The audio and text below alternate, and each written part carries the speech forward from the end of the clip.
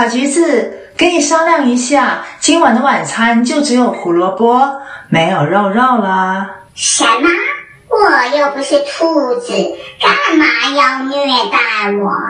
今天我不舒服，去看了医生，付了门诊65，照了超音波220，买个药15块，总共顶了咱俩半个月的晚餐钱。那结果如何？医生说一切正常，啥事没有，回家休息就 OK 了。你不是有买健康保险吗？为啥还要给医生钱啊？那买保险做什么？买健康保险就是知道有个付款的上限，如果我有什么重大疾病，到时账单多而昂贵，我们会入不敷出，痛失一切啊。哦，那我们在美国生活买一份健康保险还是很重要的啊。对，所以必须要有健康保险。你的健康保险是从哪里买的？我的保险是我在职的公司提供的，也就是雇主提供的集体医疗保险。如果没有工作，也可以独自购买个人健康保险。年满65岁，并且符合税务居民定义的，就可以申请联邦政府提供的医疗保险，也就是红蓝卡。如果是低收入，还可以受益于政府医疗补助计划，如奥巴马医保或者是白卡。当然还有旅游健康保险、学生健康保险等等，这些都可以与当地的保险经纪人联络查询。这么复杂，还是不太了解。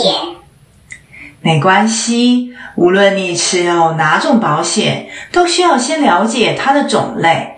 目前4大类分别为 HMO、PPO、EPO、POS， 而目前最常见的就是 HMO 保险计划，因为保费比较便宜。对于在美国已经生活不易的大众，还是会选择经济划算的保险来购买。但是 HMO 的自由度最少，它只报销网络内诊所和医生提供的服务，投保人要指定家庭医生，看专科需要有家庭医生推荐转诊，否则保险不报销。对于那些不喜欢受限制，随时随地想及时看到医师们的小众们，就自然会选择 PPO， 因为自由度较高，但保费也相对昂贵。如果你的身体目前还算健康，心属于一位家庭医生，满意诊所的服务，耐心听从医师的所有安排，那 HMO 还是一个比较划算的选择。而如果你是一个想多听几位医生的意见，对自己的身体状况需要很多关注的人群，或许 PPO 更适合你。当然，在人口剧增的大城市，而医师资源缺乏的情况下，直接提出使用现金而不走保险来支付诊费，有时候会相对得到加快就诊服务的。所以根据自己的身体状态和荷包还能承受的情况下，自己的身体自己珍重咯。选 A 还是选 B 还是选 C 呢？咪咪咪妈咪蒙，还是不知道哦。了解了种类，就必须要了解保险计划本身的内容。目前市面上的金、银、铜计划，从字面上就可以知道，金计划的保费高，但相对付出的费用少；铜计划保费低，但相对付出的诊费就高，自付额也高。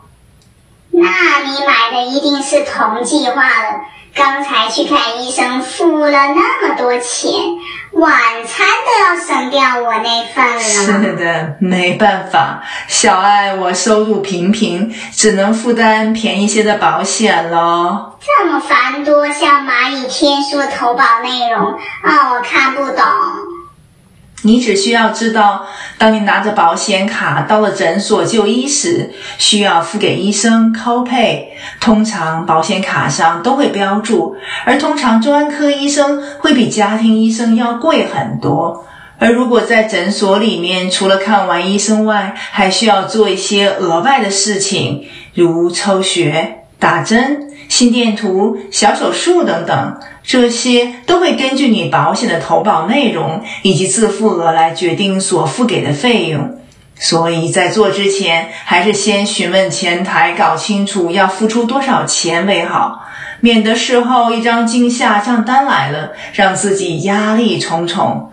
而如果到了医院，一定是重大疾病了，而医生护士是不会跟你先讨论保险的，他们一定会以救治你为主，所以陆续的账单会在你出院后收到。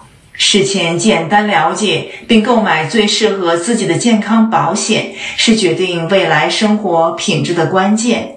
当然，除了你有个金主爸爸外，在美国生活万事还是要靠自己的，收入永远赶不上年年高涨的各项费用，所以多了解一下健康保险计划内容，绝对是上策哦。有什么都不能有病，没什么都不能没钱。